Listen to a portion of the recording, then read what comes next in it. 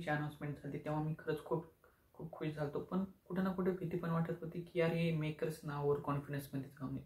आणि झालं पण तसंच. आता जेव्हा मी मूवीचा ट्रेलर पाहिला तेव्हा तुम्हाला तसंच वाटेल की मेकर्सनं फुल ओव्हर कॉन्फिडन्समध्ये गेलेत.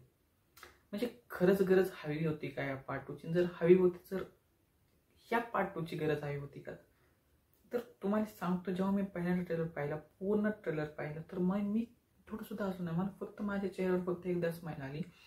अशोक मामांचा चेहरा बघितल्यावर आणि त्यांच्या इव्हन अशोक मामांच्या डायलॉगवर पण मला हसू आलं नाही. फक्त त्यांना बघून फक्त स्मित हास्य आलं मला. आणि त्यांना डायलॉग्स काय दिलेत यार, म्हणजे त्यांना इतके अशोक मामांना इतके पोर डायलॉग दिलेत.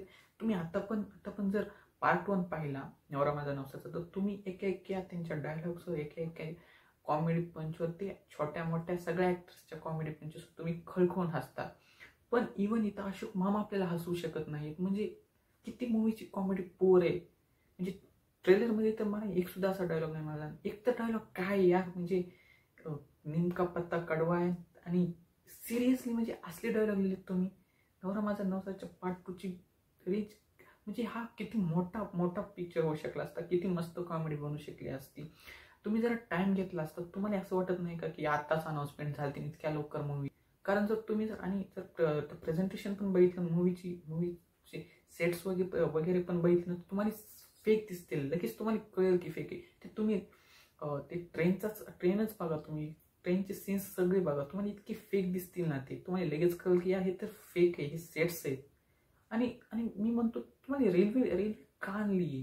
एक नवरा माझा नवसाचा ही वाईबच एसटी मुळे आपल्याला ते, आम्हाला ते सगळ्या ऑडियन्सला, मराठी ऑडियन्सला ते मूवीच आवडते फक्त एसटी मुळे. ते लाल परी नसल्यामुळे आम्हाला ती वाईबच नाहीये.